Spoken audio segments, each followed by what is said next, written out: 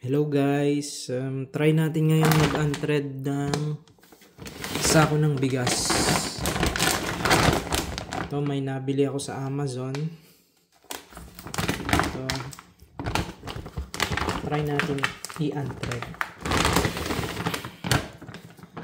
Minsan ang ginagawa ko dito, ginugupit ko siya ng buo kasi hindi ko makita yung pinaka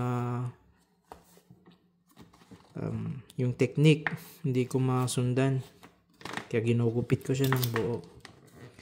Ngayon sa kabila, sa kanina sinubukan ko na siyang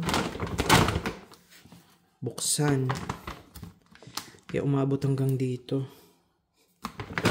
umabot siya hanggang dito. Kung makikita nyo, ayan, itong isa kasi double thread yung doble yung tahi niya. Ayan, try natin. Isusum ko siya ng onte para makita nyo guys. Ayan, eto munang isa, hindi ko din sure, pero ang ginagawa nila, sabi pasok mong ganyan or tanggalin mo, dapat, not sure ako eh. Tapos try kong gupitin para sorry guys, para may umpisa siya dito. Try ko dito hanggang dito. Yan guys, yan, try ko. Yan, i-zoom ko ng kaunti para makita nyo guys. Ito siya.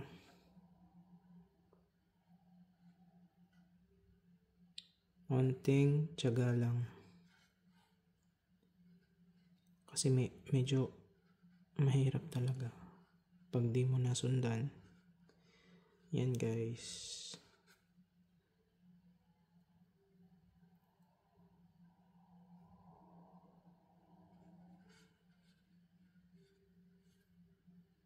Yan sa mga napapanood ko. Pero or sa kabila. Try ko sa kabila. Dito ko try natin dito. Natin subukan. Yan guys.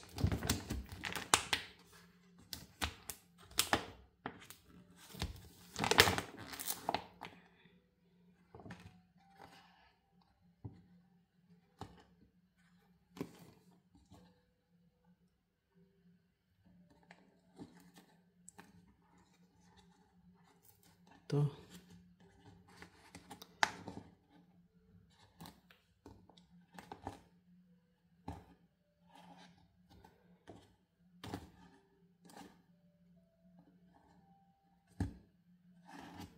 Dapat maghihiwalay siya. Ito. Tsaka maghihilahin.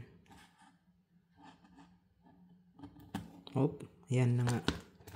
Ayan guys, oh. Ayan.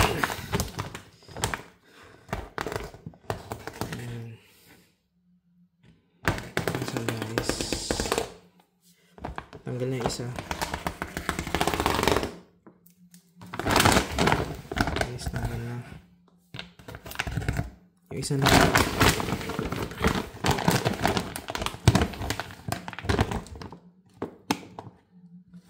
Dapat, pag nagdalawa na siya, sample dito ko siya na sa may bandang dulo eh. Dapat hindi siya nakabuhol, dapat nakahiwalay.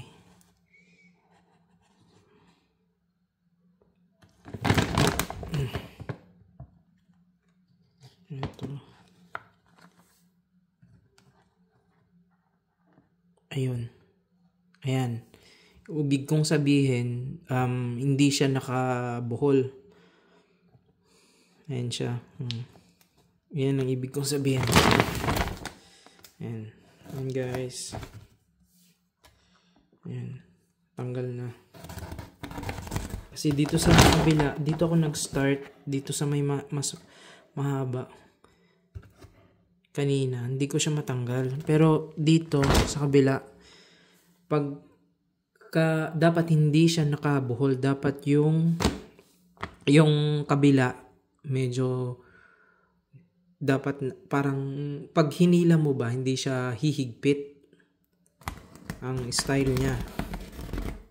Dapat maghihiwalay siya, I mean. Ayan guys. Ayan.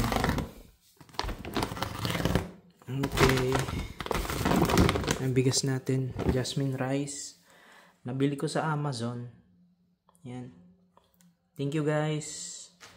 Subscribe kayo sa susunod kong video. Thank you.